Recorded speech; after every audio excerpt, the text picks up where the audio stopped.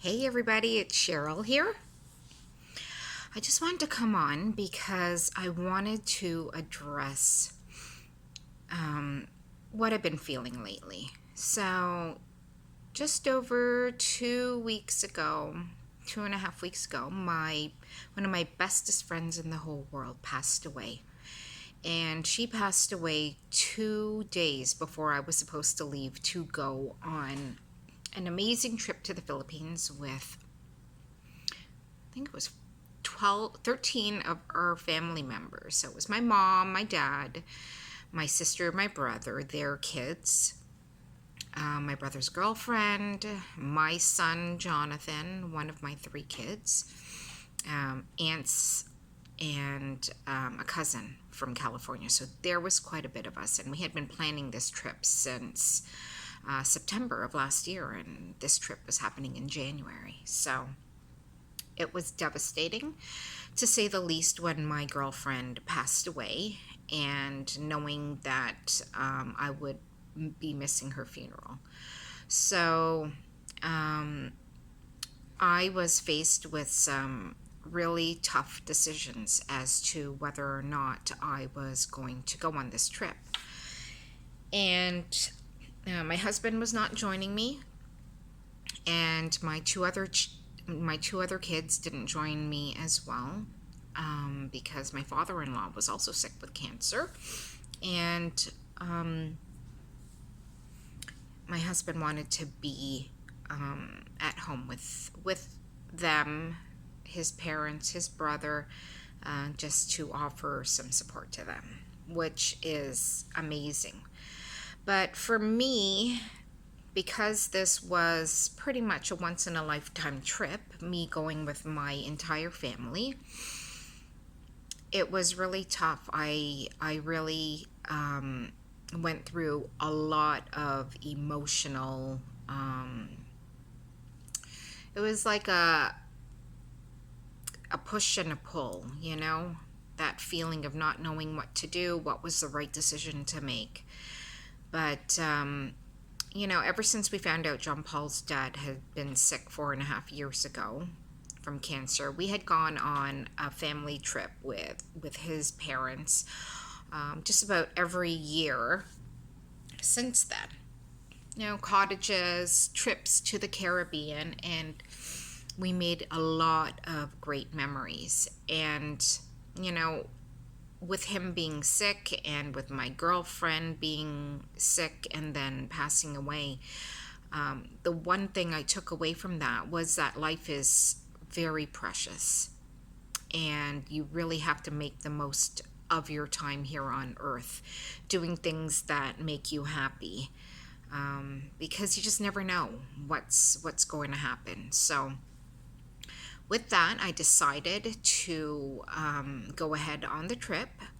I knew that my husband was going to be okay. He had his family there for support, as well as my daughter. So,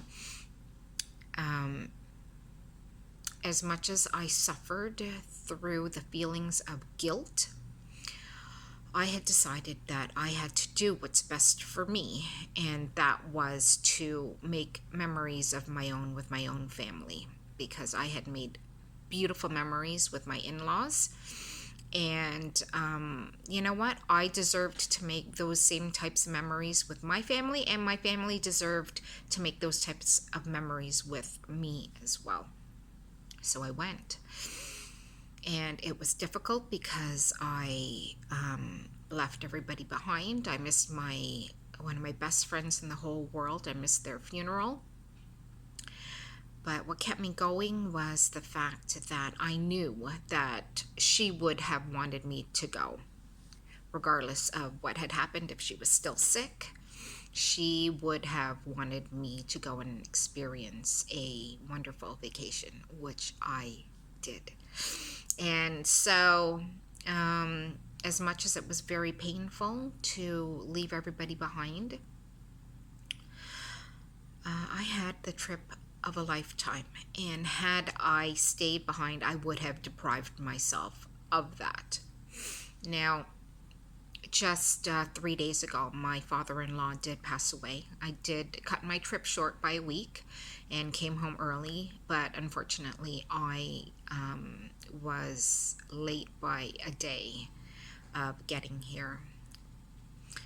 And it was really difficult for my husband because he is the pillar of strength and support for his family, and didn't want to express his emotions in front of them because he was the one in that he perceived in his mind that he was the strongest one there, the person that was encouraging throughout the whole process of watching his father suffer with cancer. So he did not want his mom and brother to feel any worse than they already did. So he took that burden on himself, and then didn't really have the support of anybody for him. So it was tough for him because he took that burden on, and he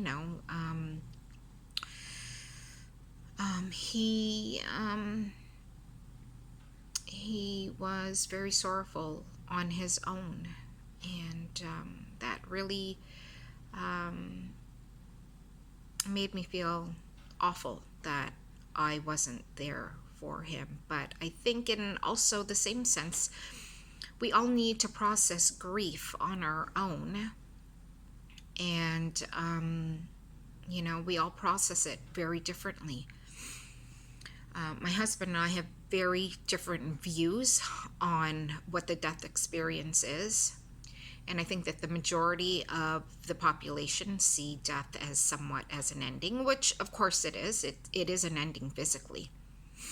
But I believe in everlasting life, and I believe that we are spiritual beings here on this earth having a temporary human experience.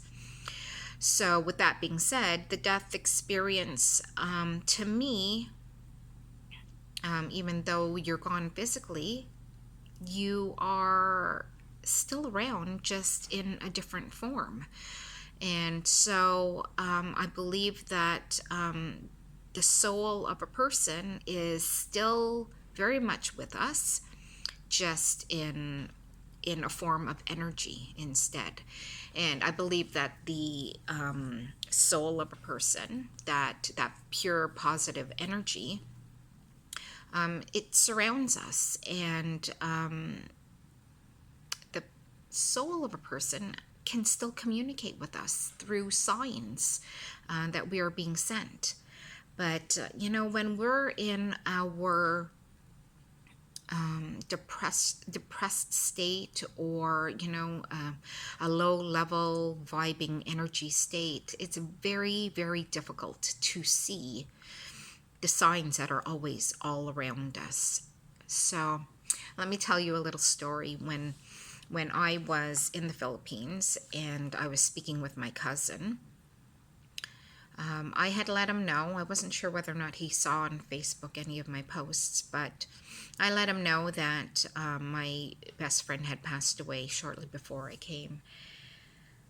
And of course, whenever you think of somebody that's gone, it makes you tremendously sad. And I had thoughts, like of not being able to see her again, not being able to experience fun times together, not being able to hear her voice, not being able to call her up and share things with each other the way we had always shared, since we were 18 or 19 years old. And it's been a long friendship, a 30-year friendship, really. And when somebody just disappears out of your life like that, it is very, very difficult, because that person is part of who you are, right? They are a part of the person who you've become throughout all of your life experiences. So when I had thoughts like that, it was really difficult for me. And, you just break down and cry. And of course, you don't really want to you don't want people to see you in that state. I didn't want anybody to feel sorry for me. I didn't want anybody to feel bad for me. And, I didn't want that type of energy making anybody else feel bad as well. So I knew that Yolanda would not have wanted me to feel that way. I know I certainly don't want anybody to feel sad. It's our natural state of being to be happy, to be content, to be joyful, and it's not really meant for us to feel negative emotions for um, any amount of time, really. So what I have been able to do in the past 10 years that since I started my self-development journey was to transmute that energy and alchemize those feelings. And the way that I am able to do that is, when you're feeling sad, you don't want to feel sad. You want to feel good. You want to feel happy, and that's what our loved ones would always want us to feel, anyways. So, rather than thinking thoughts of loss, I deliberately and intentionally started to transmute that energy and I started to think of things that were positive, or at least things that don't make you feel so bad, right? So I went from thoughts of I'm never going to see her again. I'm not going to be able to call her on the phone and have access to her whenever I want. I was feeling bad for her husband and her two kids, the fact that they had lost his wife and their mother, and that she wasn't going to be able to share in their milestones, right? And even just thinking about it now makes me really sad. But because it's our natural state to be happy, you have at any point the ability to make a decision to feel sad or to feel happy. In every single moment, you have that choice. Most people don't even realize that they have that choice. And most people are so accustomed to feeling negative emotion that it just becomes ordinary. It becomes a habit. And become accustomed to feeling that way, especially in today's day and age when everybody is stressed out about just about everything. And, feelings of sadness and depression and stress are at the forefront of people's lives. So it's important to be aware of the way that you feel. And if you don't like feeling sad, and I know I don't, I know that at any given point in time I can change the thoughts that I'm thinking and in turn change the way that I'm feeling. So, knowing that I have that power, I am going to certainly take advantage of it every single time that I am aware of when I'm feeling low like that. And so the way that I did that was by thinking better feeling thoughts. Thinking that I was fortunate enough to have such an amazing friend for the past 30 years. I thanked God that the circumstances of us coming together. We met at work when we were just teenagers at a women's clothing store, and the two of us just clicked. So I'm really happy that that one job brought me such an amazing friend. Actually, it was funny because the woman who hired me, because I had no previous experience in working with in a clothing store, I was just always in the fast food industry. She took a chance on me. She says, I don't normally hire people that don't have any type of experience, but she resonated with me. She liked me, and she took a chance on me. And had that woman not hired me, I would never have met my beautiful friend. So, I mean, that one act alone from this one person brought this beautiful friend into my life. So for that, I'm extremely grateful.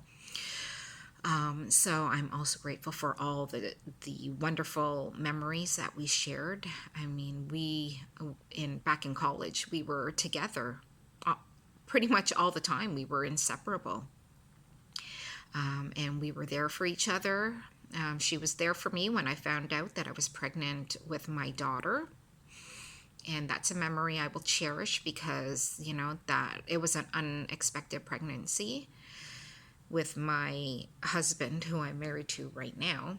And, you're in your early 20s, you have no idea what to do. And she helped me through that. So for that, I'm grateful. Grateful for all the great times that we had clubbing and drinking and partying. Grateful that we were there for each other in each milestone that we had, with us each getting married and having our kids. And, she was the godmother to my son, who is, to have somebody be such a big part of your life is truly an honor. And she always felt that.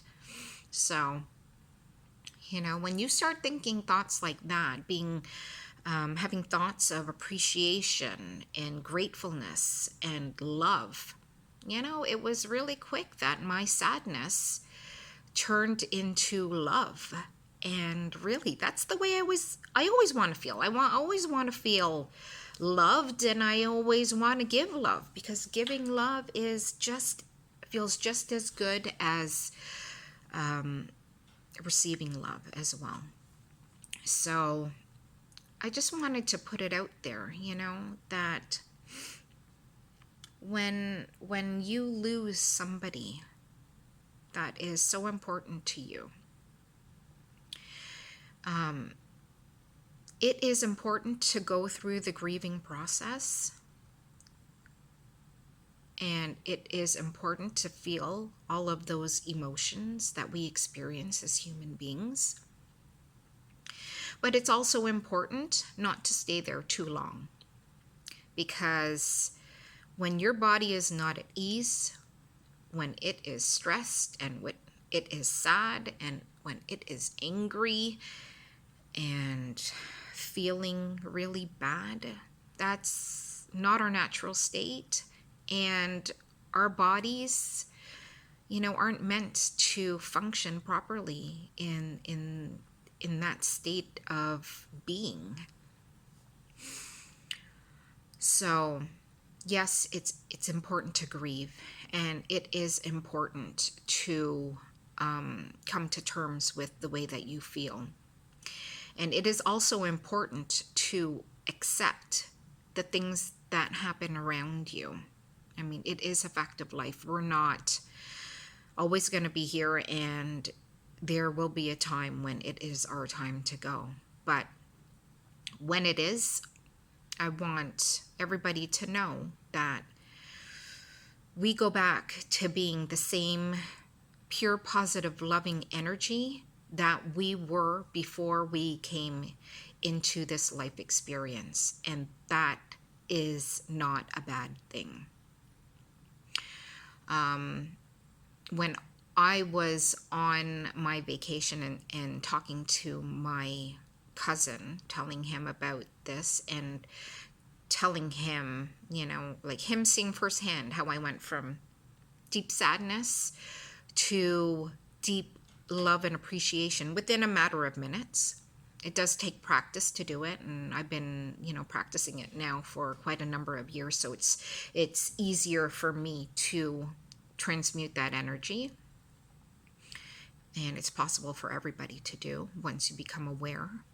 But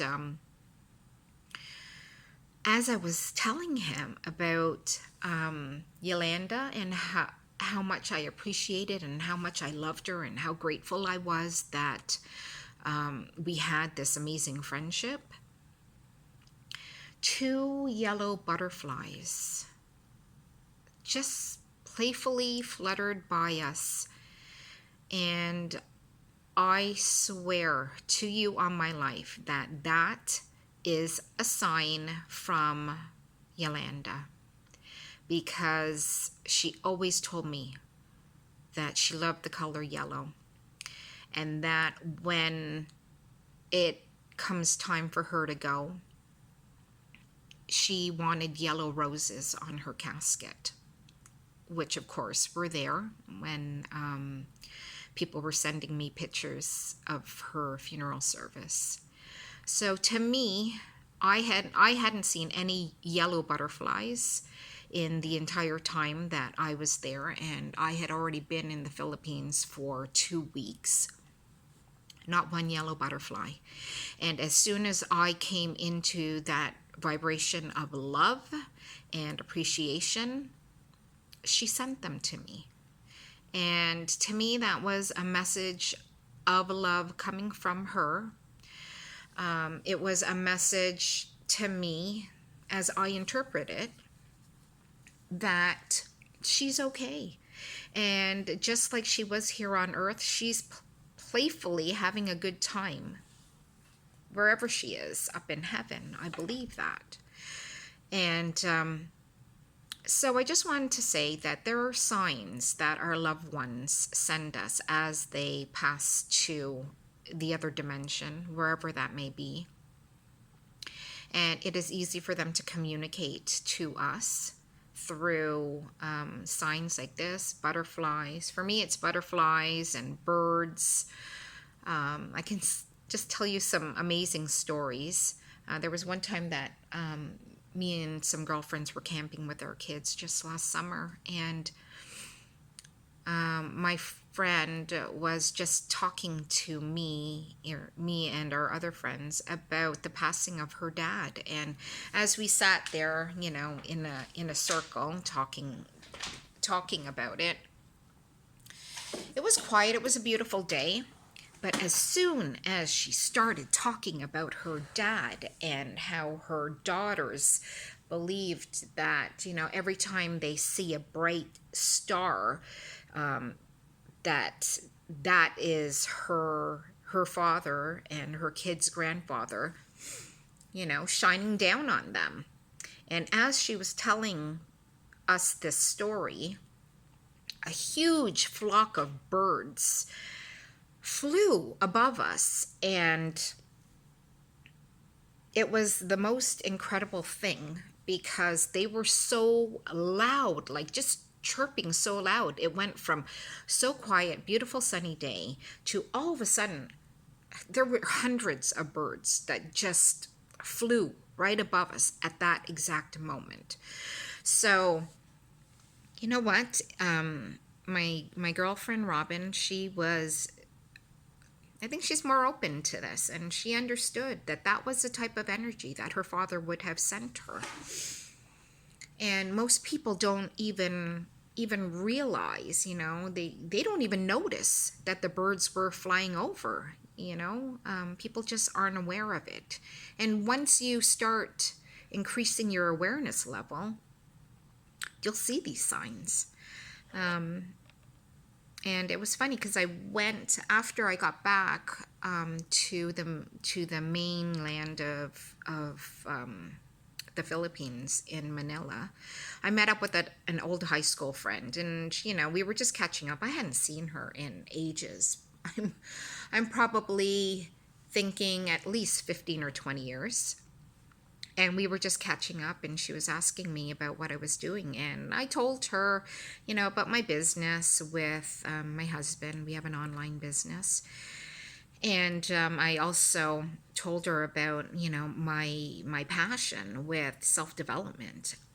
And it was funny because I told her, like most people aren't aware of the signs that people that we love and that have moved on send us. And, the universe is always sending us information, a lot of times through numbers. And she was really freaked out because I said, when you're aligned with the things that you want, and alignment is alignment with the universe is, having like this infinite potential, this infinite power that's available to us, right? The universe can orchestrate pretty much any scenario that you want.